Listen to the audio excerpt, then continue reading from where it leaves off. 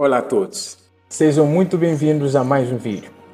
Lee Strobel foi um jornalista investigativo da Chicago Tribune, grande especialista em pesquisas e investigações. Cresceu num lar não religioso onde desenvolveu uma vida ateia e cética em relação à fé cristã. Lee entendia que a ciência e a razão eram os únicos meios válidos para entender o mundo. Mas tudo isso começou a mudar quando sua esposa Leslie se converteu ao cristianismo. Isso o tornou como um câncer para ele, visto que na altura seu casamento não ia nada bem. Lee ficou perplexo com a mudança que a esposa demonstrava. Então, para refutar a fé da sua esposa, Lee decidiu usar suas habilidades jornalísticas para investigar o cristianismo. Ele então viajou cidades, entrevistou especialistas em diversas áreas como histórias, filosofia e teologia, com o objetivo de desmentir a Bíblia e a fé cristã. Na ocasião, ele haveria dito: pondo de lado o máximo possível meus interesses pessoais e preconceitos, li livros, entrevistei especialistas, questionei, analisei a história, explorei a arqueologia, estudei a literatura antiga. Pela primeira vez na vida, li a Bíblia versículo por versículo. Durante suas pesquisas, Lee ficou impressionado com as evidências históricas de ressurreição de Jesus e com a veracidade dos relatos bíblicos. Lee então começou a ver a fé cristã sob uma nova luz. Depois desse intenso período de investigação, Lee concluiu que o cristianismo é verdadeiro. Em 1981, Lee se converte ao cristianismo, partilhando suas histórias para todo o mundo. Autor de vários livros em defesa racional da fé, na qual eu destaco Em Defesa de Cristo, onde ele relata sua história de conversão, o processo em geral. Aliás, eu recomendo esse livro para quem gosta de comunicações, direito, literatura e outras áreas afins. A história de Lee Strobel é um testemunho poderoso de como a busca pela verdade foi levar a uma transformação pessoal. E para quem pensa que a fé e a razão são incompatíveis, saiba que isso não tem apoio bíblico.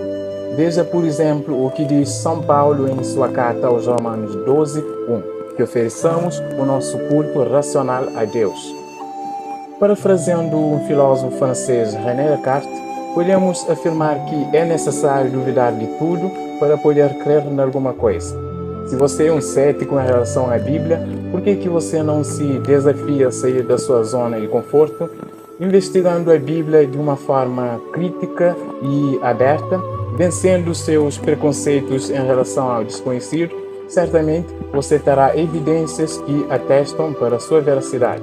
Muitos criticam a Bíblia sem conhecê-la, mas não é correto concluir uma tese sem antes iniciar uma pesquisa. Como seria o resultado dessa pesquisa frustrada? Preconceito, ignorância, falta de conhecimento. Portanto, é bom que se inicie uma análise para poder depois tirar uma conclusão acerca do assunto. Um ponto de raciocínio aqui. Veja, sempre que uma pessoa precisa confirmar algo em seu favor, apela por uma testemunha, alguém capaz de argumentar em sua defesa. É assim que acontece nos procedimentos jurídicos em gerais e também nas questões corriqueiras do dia a dia. Veja se não é bem assim. Um pai que confirma para o diretor que seu filho realmente esteve doente, isso ajuda tremendamente na reposição da prova ou do teste. Não é meu objetivo aqui fazer o papel de advogado da Bíblia. Não é esse meu objetivo. Não sou especialista, não sou apologeta, nem teólogo. Sou apenas um estudante da Bíblia, conhecendo a Bíblia. Além do mais, a Bíblia sozinha, ela se defende.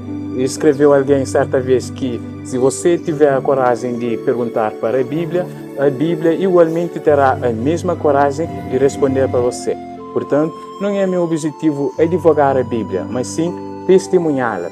É que eu prezo muito pela advertência feita por São Pedro em sua primeira carta, capítulo 3, versos 15, que narra o seguinte: estejam sempre preparados para responder a todos os que vos interrogarem acerca da esperança que têm, mas façam-no com gentileza e respeito, tendo a consciência tranquila. Em outras traduções diz com mansidão e temor.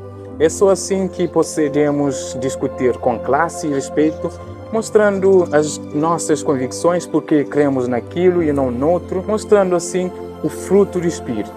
E assim que devemos proceder num debate, mostrando assim as nossas convicções. Por que cremos? No bloco anterior estivemos a ver o que significa Bíblia Sagrada. Vimos que a palavra Bíblia significa coleção de pequenos livros, já a palavra sagrada significa algo santo, separado para um fim religioso. Vimos que a Bíblia foi escrita por mais de 40 autores inspirados por Deus, possui dupla autoria, a autoria divina. A palavra inspiração literalmente significa Deus dentro, algo que foi soprado. Agora, a segunda inspiração da mão dos autores, os autores bíblicos que foram usados para escrever a Bíblia. É dividida em duas grandes partes, o Novo Testamento e o Velho Testamento. O Velho Testamento compõe 39 livros e o Novo Testamento com 27 livros canônicos, na qual narra a história de Jesus.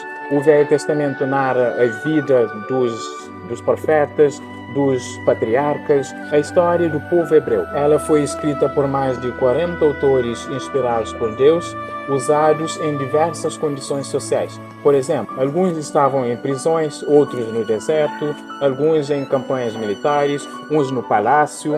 Ou seja, a Bíblia é um livro diversificado e é um livro que atende interesses de pessoas de diversas camadas sociais, juvenis, crianças, idosos, iletrados, intelectuais, ricos, pobres, e atende o interesse de cada tipo de pessoas. É um livro não especificado para um tipo de pessoa em si, mas para toda a classe. É comum ouvir pessoas afirmarem que a Bíblia foi editada ou até foi criada pela igreja.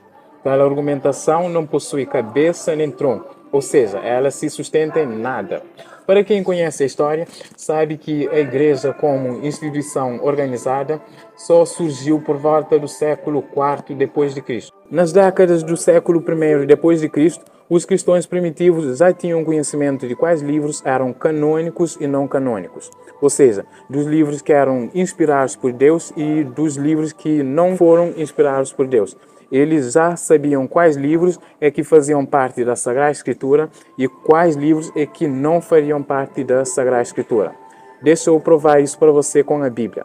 Veja o que está escrito em 2ª Carta de Pedro, capítulo 3, versos 15 e 16. Narra o seguinte: "E tende por salvação a longanimidade do nosso Senhor, como igualmente o nosso irmão Paulo vos escreveu, segundo a sabedoria que lhe foi dada, ao falar acerca destes assuntos, como, de facto, costuma fazer em todas as suas epístolas, nas quais há certas coisas difíceis de entender, que os ignorantes e instáveis deturpam, como também deturpam as demais escrituras para a própria destruição deles."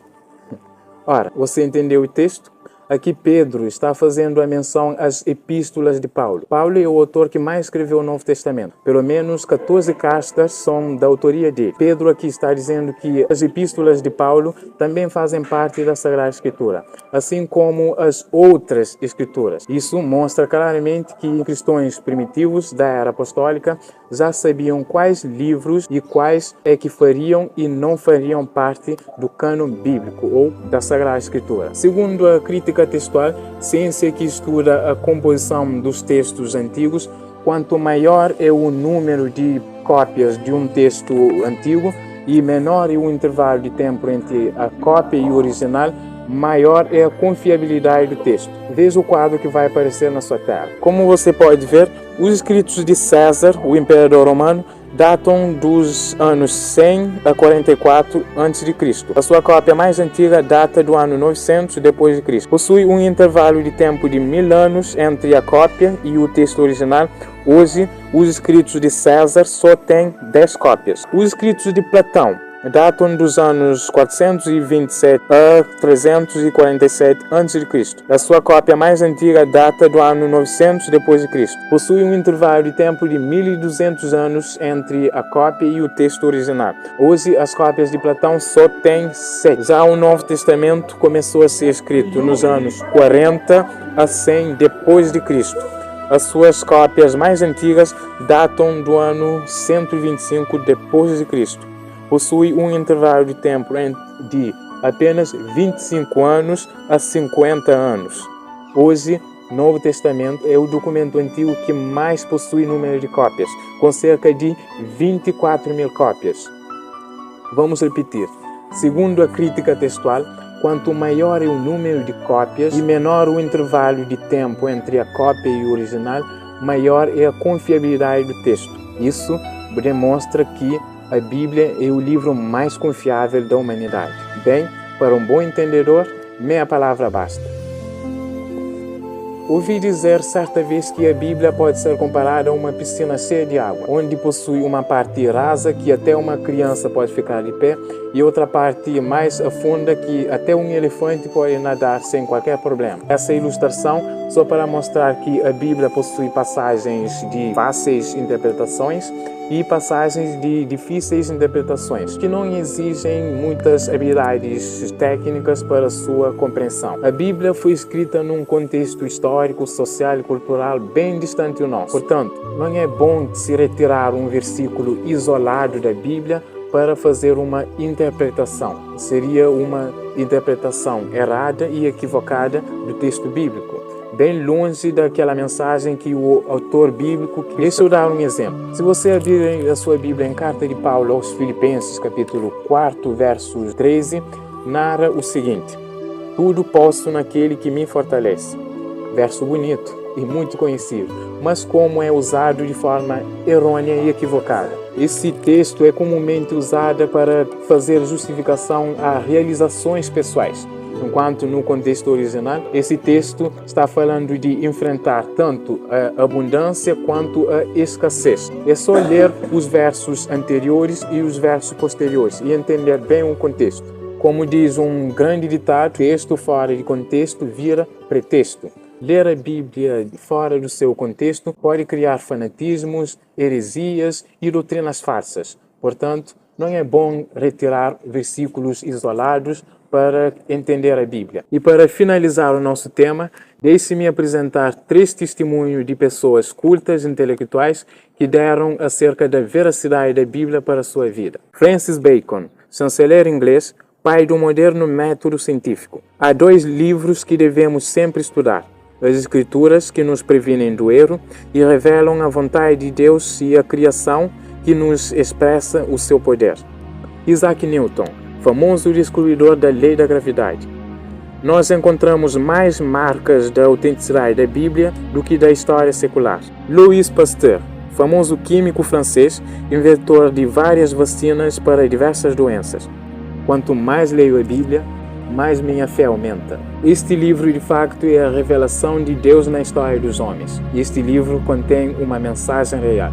Não há dúvidas de que a Bíblia é a legítima palavra de Deus. Portanto, esse livro, como você pode ver e ler, contém uma mensagem de amor, esperança e salvação, a palavra de Deus.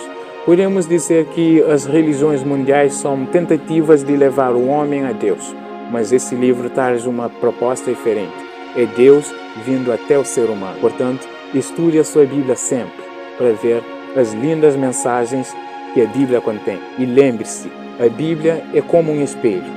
Você, à frente de um espelho, pode ver coisas na sua cara, mas cabe a você mesmo limpar a sua própria sujeira. Então, seja você uma Bíblia visível aos olhos de todos, porque sua vida, seu comportamento pode ser uma única Bíblia visível aos olhos das pessoas que estão de fora. Seja você mesmo uma Bíblia aos olhos de todos.